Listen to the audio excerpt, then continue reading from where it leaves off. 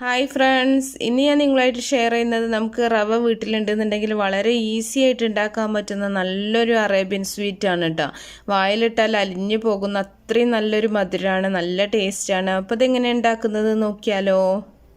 ആദ്യം തന്നെ ഒരു ബൗളിലേക്ക് ഞാൻ 2 കപ്പ് റവ ഇട്ട് കൊടുക്കുന്നുണ്ട്. വറുക്കാത്ത റവയാണ് എടുത്തിട്ടുള്ളത് കേട്ടോ.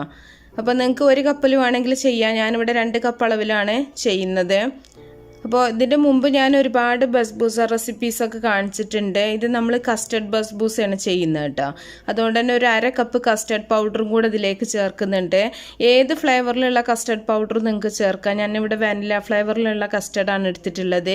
ഇനി ഇതിലേക്ക് ഒരു 1/2 കപ്പ് തൈര് ചേർക്കണം. അധികം പുളിപ്പില്ലാത്ത അതുപോലെ തണുപ്പ് കുറവുള്ള തൈര് വേണം ചേർക്കാനായിട്ട്.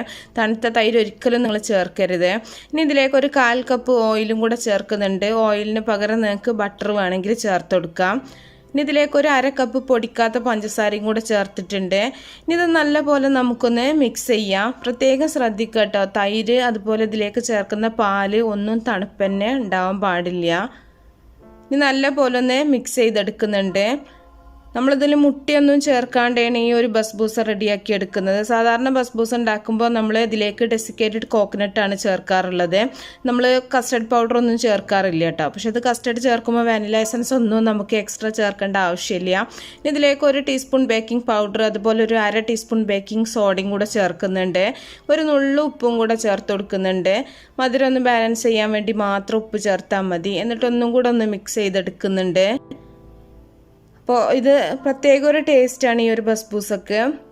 ഇനി ഇതിലേക്ക് നമ്മൾ തണുപ്പില്ലാത്ത പാല് 1 കപ്പാണ് എടുത്തിട്ടുള്ളത്. അത് കുറേശ്ശെ ഒഴിച്ചിട്ട് നമുക്കിത് നല്ല പോലെ ഒന്ന് മിക്സ് ചെയ്തെടുക്കാം. 1 കപ്പ് പാല് മതി ഇട്ടാൽ നമുക്കിതിലേക്ക്. അപ്പോൾ കുറേശ്ശെ പാലൊഴിച്ചിട്ടൊന്ന് മിക്സ് ചെയ്തെടുക്കുന്നുണ്ട്. ഞാൻ വീണ്ടും പറയാണ്, തണുപ്പുള്ള പാലോ തണുപ്പുള്ള തൈരോ നിങ്ങൾ യൂസ് ചെയ്യരുത്. അതുപോലെ അധികം പുളിപ്പില്ലാത്ത തൈര് വേണം യൂസ് ചെയ്യാനായിട്ട്. അപ്പോൾ പാലും കൂടെ ഒഴിച്ചിട്ട് ഇനി നല്ല പോലെ നമുക്കിതൊന്ന് കട്ടിയൊന്നും ഇല്ലാണ്ടൊന്ന് മിക്സ് ചെയ്തെടുക്കാം. ഒരുപാട് സമയം മിക്സ് ചെയ്യണം കേട്ടോ. കുറച്ച് സമയം ഒന്ന് നല്ല പോലെ ഒന്ന് ഇളക്കി മിക്സ് ചെയ്ത് കൊടുത്താൽ മതി. ഇത് നമുക്ക് ഓവനിലും ചെയ്യാം, അതുപോലെ തന്നെ സ്റ്റൗ ടോപ്പിലും ചെയ്യാം. ഞാനിവിടെ സ്റ്റൗ ടോപ്പിലാണ് ചെയ്ത് കാണിക്കുന്നത് കേട്ടോ. ഓവനിലാണെന്നുണ്ടെങ്കിൽ ഈ ഒരു സമയത്ത് നിങ്ങൾ ഓവനൊക്കെ ഒന്ന് പ്രീ ഹീറ്റ് ചെയ്ത് വെക്കുക. അപ്പോൾ ഇനി നമുക്കിത് ഒരു കേക്ക് ടിന്നിലേക്ക് ഒഴിച്ചു കൊടുക്കാം.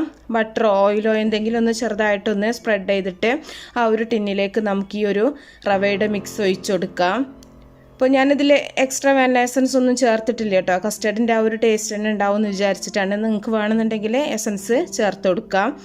ഇതുപോലെ ജസ്റ്റ് ഒന്ന് ചെറുതായിട്ടൊന്ന് വരഞ്ഞു കൊടുക്കുന്നുണ്ട്. വരഞ്ഞെടുത്തു എന്ന് വിചാരിച്ചിട്ട് നമ്മൾ ബേക്ക് ചെയ്ത് വരുന്ന സമയത്ത് ഈ ഒരു ലൈനൊന്നും ഉണ്ടാവില്ല കേട്ടോ. നമുക്ക് കുറച്ച് ബദാമിൻ്റെ പീസൊന്ന് വെക്കാൻ വേണ്ടിയിട്ട് മാത്രമാണ് ഇതുപോലെ ചെയ്യുന്നത്. അപ്പോൾ ഇങ്ങനെ ചെയ്യണം നിർബന്ധമൊന്നുമില്ല. കുറച്ച് ബദാം എടുത്തിട്ട് ഒന്ന് ഇതുപോലെ വെച്ച് കൊടുക്കുന്നുണ്ട്. ബദാമോ ഏതെങ്കിലും നട്ട്സ് നിങ്ങൾക്ക് ഇതുപോലെ വെച്ച് കൊടുക്കാം. ബസ്ബൂസൊക്കെ എപ്പോഴും നമ്മൾ ബദാമാണ് കൂടുതൽ വെച്ച് കൊടുക്കാറുള്ളത്.